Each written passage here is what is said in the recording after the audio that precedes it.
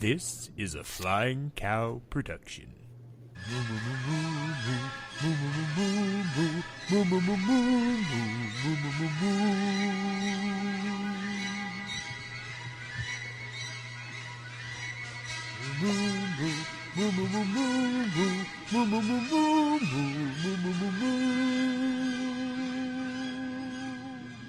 Ba ba ba ba ba ba ba ba ba ba ba ba. That's right. We are here. This is the Great Film Challenge, a podcast where a boy and his uncle take a film journey through a list. I am said uncle. I am. No. I am. I am Clay Johnson, the Flying Cow himself, and here with me today is my nephew Aaron, the titular boy himself. I don't even remember what titular means. It mean well, actually, it doesn't apply because it means title, and your name's not in the title, and neither is the word boy.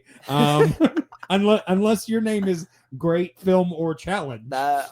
All of those are my name. Yes. They're all my first name. I have 5 first names. Oh, well, there you go. Yeah. All right. So we are here today continuing our blockbuster month with one of my all-time favorite films, 1985's Back to the Future. Back in time.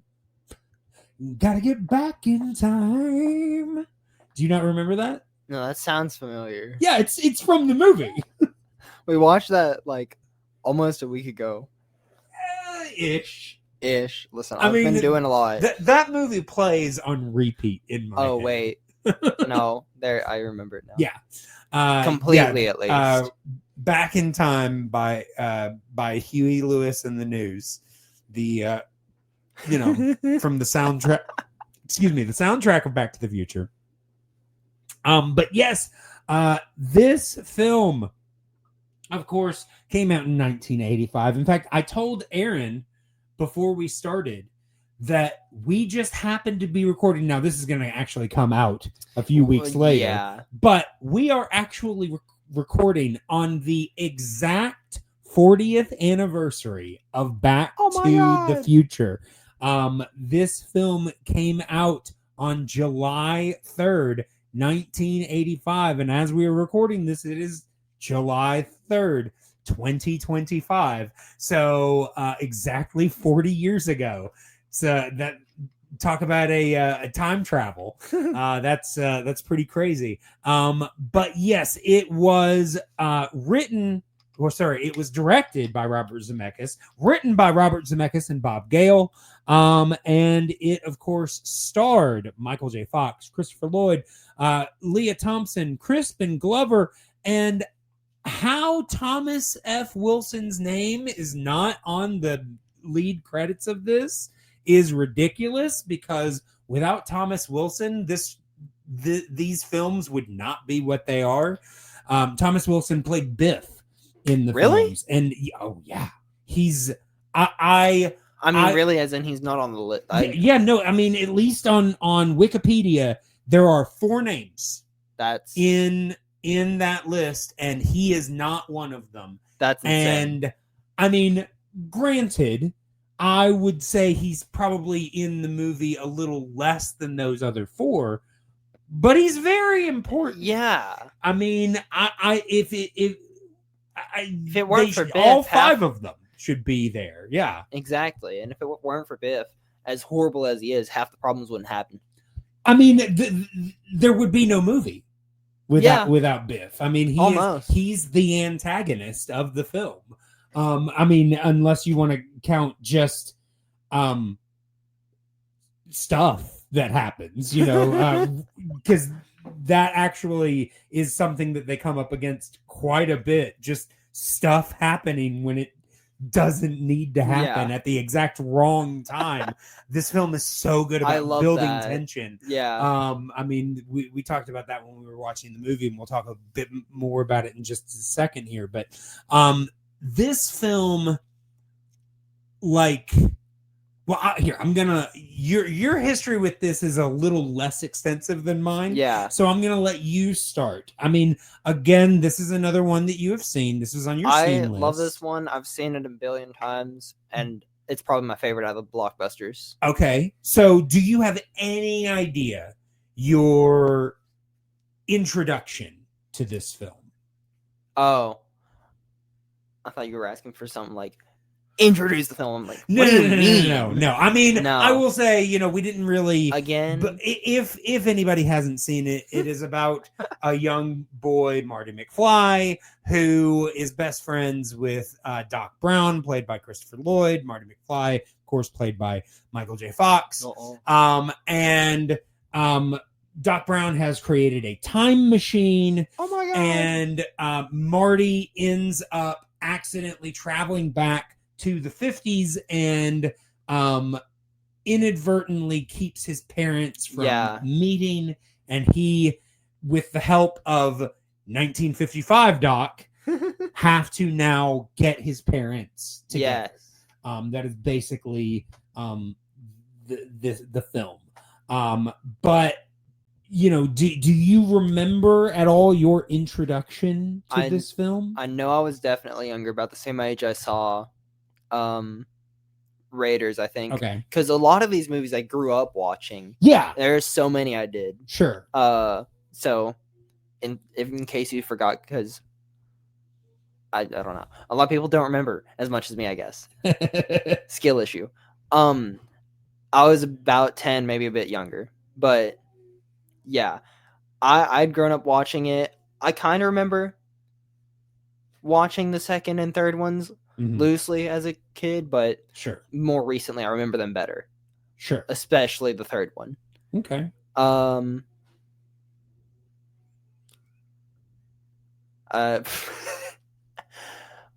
Should I just talk about the next favorite sets or what I have of it, or I mean, if there's something that you want to add to that, you can. I don't really have anything else for the introduction. I just have what I know I loved about the movie. Sure. I mean, we can get to that in a second. I will say, for me, this film, I was very much a movie kid. There were a few films that I watched on a loop. And unfortunately, I actually didn't have the original Back to the Future. This was back in the late 80s, early 90s, and the majority of the films that we had were taped off of television. Yes. And so I will say I have a vivid memory of going to see the third one in the theater. Now, the second one would have only come out just a year before. Yes. But I don't remember seeing that one in the theater, but I do distinctly remember going to see this one in the theater. I remember sitting in the theater. I remember watching the movie. Yeah. I remember my mother having a problem with the fact that Doc Brown thought it was important. What was in your head was important. Whatever. All this kind of stuff. I remember that vividly. I do not at all remember going to see the second one in the theater, but I have distinct memories of watching both on video, because they both then later played on television. I recorded them both. For whatever reason, I did not have a copy of this film, the original film. Oh. But I watched 2 and 3 on a loop.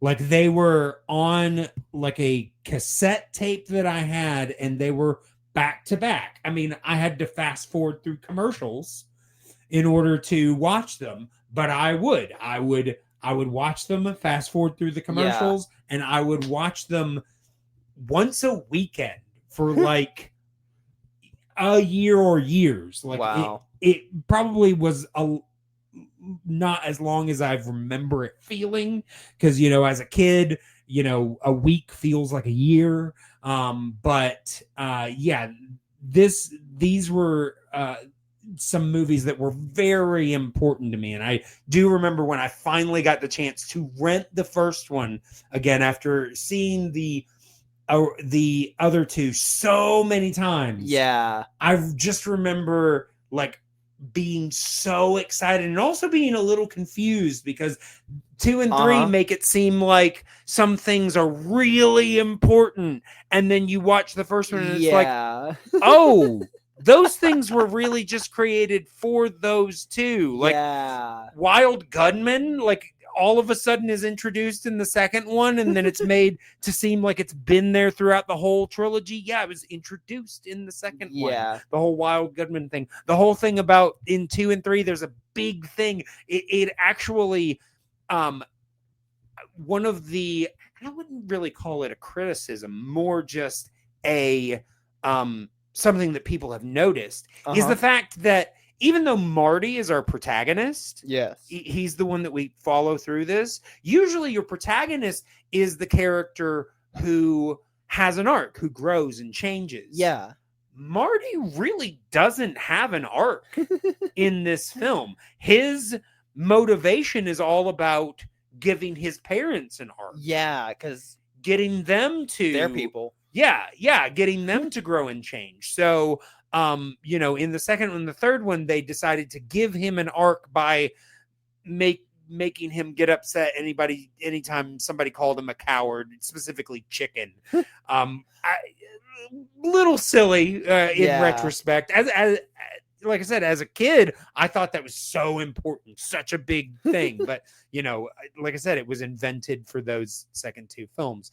But I will say, even though those are the ones that I saw so many times. Obviously, I've seen this one so many times since then. Honestly, I've probably rewatched this one more often now and as an adult than I have the other two. Partially because I remember the other two so well. And, like I said, we actually considered going back and doing 2 and 3 as like maybe an off the list, but unfortunately we just don't have time for that right now.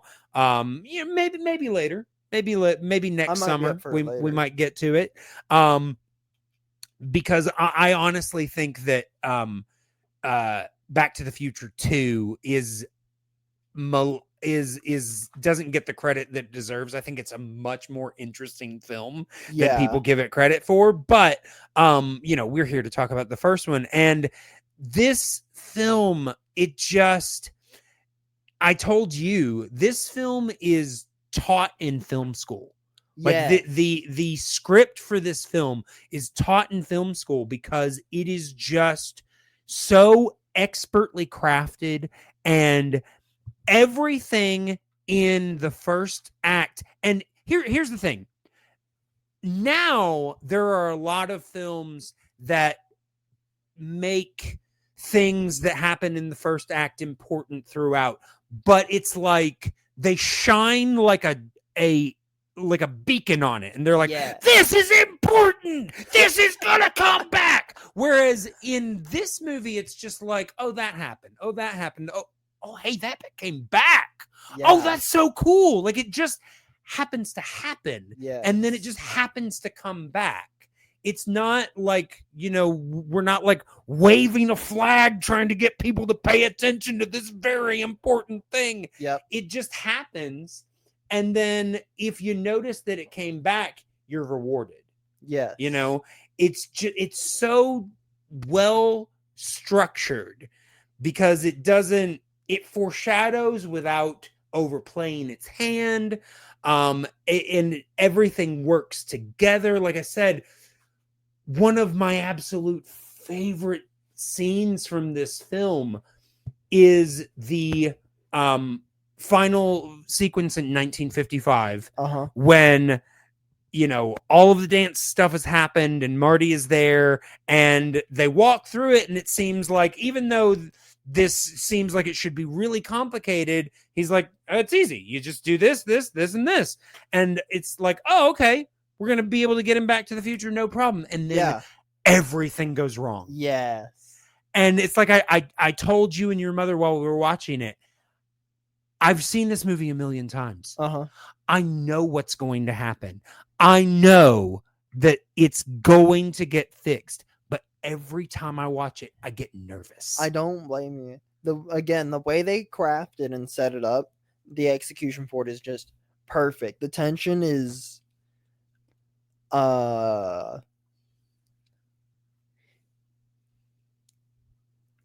the hamster fell off the wheel, folks. It's all right. I lost the word. It's getting back up. I almost said ineffable, which is wrong. Well, it's hard to explain. Like I mean, ineffable is kind of like it's hard to describe how brilliant the timeless. You can't, no matter how many times you see it, despite how cliche the term is, you can't get over the tension. I was about to say that's never going to be a boring scene. Yeah, because it was crafted so well. And I mentioned to you, Zemeckis and Gale had already proved how good they were at tension in a previous film that they did in 1980 called Used Cars, which is not on our list. Unfortunately, it was a huge flop. But it's a raunchy comedy from the early 80s starring Kurt Russell and is it? No, wrong name. Jack Warden. As basically he has a twin brother, both played by Jack Warden, and they are car salesmen. Now they're both crooked car salesmen, but one of them is nastier than the other. So it's basically, and they have competing used car lots across the street from each other. And basically at a certain point, the good brother, in quotations, good brother, dies. And so basically Kurt Russell and his crew try to keep it from the bad brother that he's dead, because otherwise the car lot is going to revert to him, the bad brother. So they until his estranged daughter comes into town or whatever. And so and at a certain point they get caught, like the bad car lot sets them up for failure by messing up an ad that they did and basically make it say that they have a mile of cars on their lot, and then basically trying to sue them for false advertising. Oh my God. So then they have to get a mile's worth of cars onto their lot in like an evening. Wow. And there is a bit that is built up at the like throughout the film. Again, it's one of those things that you don't really think is important. Yep. It's just kind of a gag, but there is a guy on their team who is very superstitious, and for whatever reason, he has a phobia against red cars. Okay? He has the last car. If they do not get his car on the lot, they will lose the case and lose the lot. Yeah. He's getting there, halfway there. The car gets sprayed. He looks and realizes that the coat of paint underneath is red. And it's all about building this tension of whether or not he's going to be able to overcome this phobia and get the car back in time. Like I said, it's ridiculous, but it is so well constructed. Sounds amazing. I want to see that. It's a brilliant comedy. I mean, it's an 80s raunchy comedy, so there are some issues with it, but the construction of it is absolutely brilliant. Yeah. It's great. And like I said, obviously this was a much bigger, more successful film for them, and it really gave them a chance to show off how good they were at building tension. And it's just, I love, those scenes. I love the characters in this film. Obviously, you've got Christopher Lloyd as Doc Brown. I've never seen him in anything else, but I love him as Doc Brown. He's phenomenal. I will say, if you ever get the chance, and I might just pull up some clips of it someday to show you, but have you ever heard of the show Taxi? That sounds so familiar. It's some early, it's a show from I believe the 70s, or at least late 70s. It's basically about a New York cab company. And he's not on the show like a lot. I think he actually doesn't even appear until like the second season. But he plays a character called Reverend Jim, who is like, the effect is that this guy got really into the 60s and is just kind of out there in space. And he does a lot of, oh, okay, I didn't, oh, where are we? Like just very kind of spacey character. When you said really into the 60s, I was like, that could mean a lot. Yeah. Yeah, no, he did a lot of drugs. At least the more LSD side yes, of it. Yes, Okay. yeah, very, very much so. But it's like, oh, the cab company. How did I get here? Just things like that. But like I said, that was a big thing for him on television. And everybody knows Christopher Lloyd now, but this was a big role for him. Yeah. At the time. And then of course you've got Crispin Glover as his dad, which Crispin Glover is delightfully weird in this film. He's just so odd, and there are parts where it's like, stop, I hate you, but you're doing it so well. I was about to say, in such a wonderful way, and you really like, in a way that by the time he turns as George, it's so earned. Yes. And it really works, and it really makes sense. The characters in this are just phenomenal. I mean, and then there's of course an early crush of both myself and my sister, Leah Thompson. I mean, just she's so good in this film. Honestly, she is one of those actors that, if she were a man, she would have gotten so many more roles.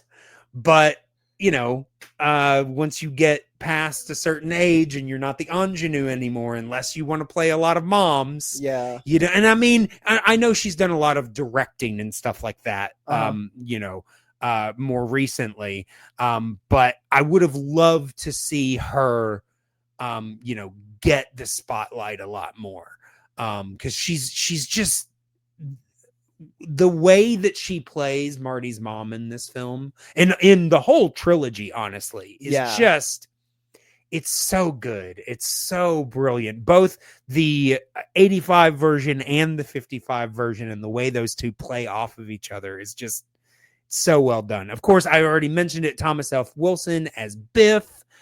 I mean, he, like I said, he is just such a great villain. Yes. Such a terrific villain. He's so good at it. And I haven't seen Thomas Wilson in a bunch of stuff, but everything I've seen him in, he's just phenomenal. He just really is. And then of course you've got Michael J. Fox as Marty, and he's just perfect as Marty. And I it's kind of cliche, but it is actually very apt to say it wouldn't have worked with anybody else as Marty because we almost had it. Do you know about this? It was Surely almost you've heard someone the else, stories. right? Yeah, it was a I okay. can't So think of who, but yeah, I okay, know so it. they always wanted Michael J. Fox. He Yeah. was already, he had already kind of made his name on television on Family Ties. And they just knew that he had the right sensibility to play Marty. But because he was on Family Ties, he couldn't make the schedule work. Yeah. And so they were like, okay, well, we'll find somebody else. So they hired an actor by the name of Eric Stoltz, who I think by this point, the biggest thing he'd done was a film called Mask, which I don't know why they thought after seeing that film that he would work as Marty, because the thing and what I've heard from stories and even like you can find little bit because they filmed like 75% of this film, or maybe a little less. Maybe it was closer to 60. Yeah. But they filmed a good majority of this film and then just realized that it was not working because from what I have heard, I haven't actually seen the footage myself, but it does make sense. Eric Stoltz is a very like soulful actor. Uh-huh. And he was thinking, I think part of it is that he was thinking about the story as a whole, and he kept playing, because here's the thing, is that Marty is actively creating a new future for himself. Yes. Throughout this film. By the end of this film, the family that Marty left is gone. He's never going to get back to that family. Yeah. Now, the way that the film views it is that he is now going back to a better version of his family. Yes. But Eric Stoltz kept playing the tragedy of losing that version of his family. Yeah. And it's like, I get where you're coming from, but this is a comedy. We need you to play the humor of the scene, not the tragedy.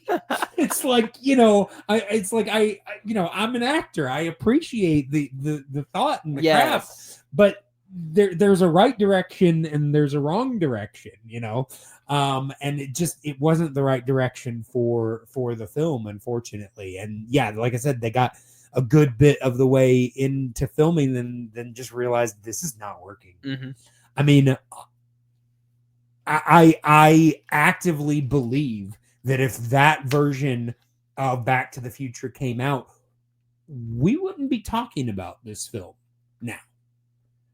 I think that there would be, I think it might have been a cult favorite. Yeah. Just because of the concepts. Definitely. But I don't think that it would have been the monster hit that it became. Yeah. And it also, we wouldn't have gotten any of the, because here's the thing, going into this film, this was kind of like, Zemeckis had tried to make several films before this that just didn't land. Yeah. And so like the main reason that he got to do this is because right before this he did kind of an Indiana Jones ripoff, Romancing the Stone, and that hit so big that he got the chance to then make this. Yes. But if this had bombed, I don't know that he would have had much of a career after this, which means that we wouldn't have gotten, his version of all the other films of his that we have, so yeah, it's a good thing that we got the version of the film that we Yeah. got. Yeah, is there anything else about this film that you'd like to talk about?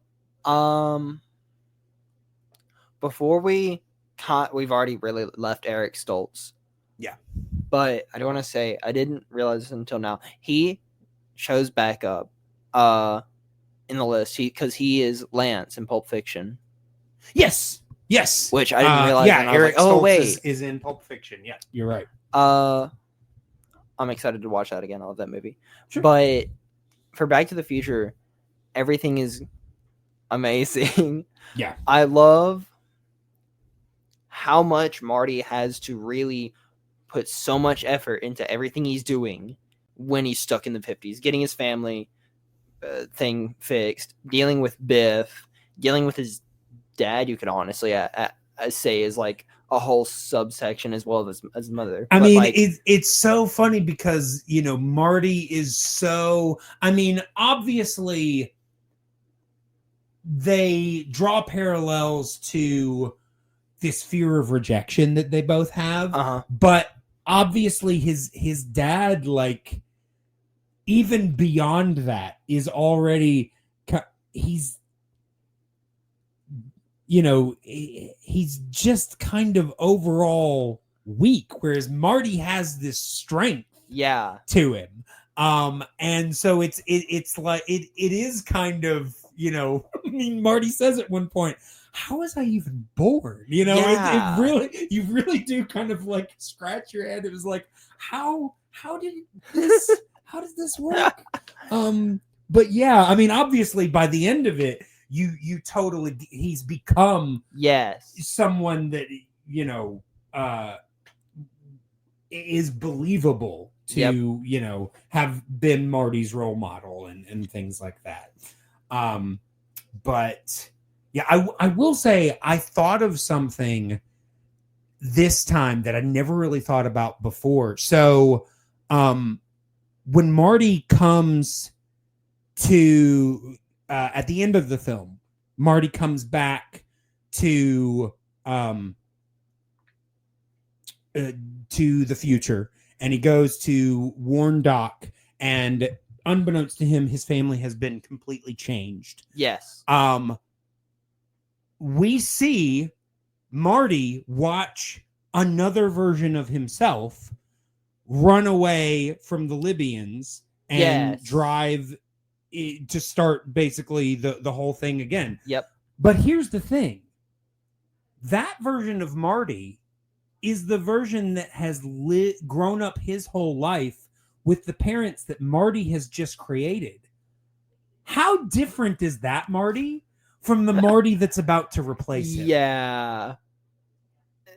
And It's just is possibly that Marty going to make different decisions uh-huh. and now end up with the Marty we have followed his version of his Yes. parents? It boggles the mind. I Who knows? I love discussing time travel Sure. theory, I but mean, usually no one else. The easy answer is no. He's always going to end up back with the same new version of his parents. Yeah. Don't think about it too much. But like I said, he's a different Marty because he's grown up with different parents. The mere fact that he has still ended up in this mall, in the mall parking lot with Doc, is kind of pretty convenient. Yeah. I do wonder, what led. Maybe Marty still ended up making all of the same decisions, and somehow he still ended up the exact same person, just a little bit more proud of his parents. I Yeah. don't know, but it does kind of warp your mind a little bit to think about. But yeah, I'll leave you all with that thought. Do want to let people know how to get in contact with us. So, of course, you can check out all of our socials at The Flying Cow Pod. You can also email at theflyingcowpod@gmail.com. Make sure to check out everything we've got going on over there. And we will be back next week to conclude our month of blockbusters with our Oh, yeah. final blockbuster on the list. Aaron, what is it? Jurassic Park. Jurassic Park.